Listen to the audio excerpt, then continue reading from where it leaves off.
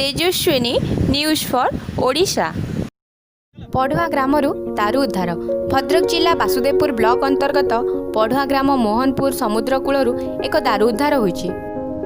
आड़िया grammar नदियामाझी नामक द्वीपर समुद्र निकट बेढ़े माछ जाल बसाउथुवा समय एक काठगंडी भासी आसुथुवा और एक नाली कपड़ा बंधा होइथिबा देखिबाकू पाइला। से आसी किछि ग्रामरे कहि साथीरे किछि युवकଙ୍କୁ नै रातिरे जाई एक पन्नी गछरे बांधी आसीथिले। सकाळ समय सरपंचक सहित स्थानीय ग्रामवासी माने जाई सेठारे पाई नथिले। दीर्घ समय खोजाखोजी परे पाई निकटरे थिबा मंदिर निकटरे आनी रखिचंती। दारूटी केउंटु आसिला एवं किपरि आसिला ताहा एबे चर्चार विषय। किए कहउचंती मोहनपुर निकटरे तैयारी होतुवा जगन्नाथ मंदिर पई आसीछि बोली। तेबे जगतर नाथ जगन्नाथଙ୍କୁ ହିଁ ଜଣା ତାଙ୍କରି महिमा। भद्रकରୁ हेमंत नायक रिपोर्ट, तेजस्विनी न्यूज।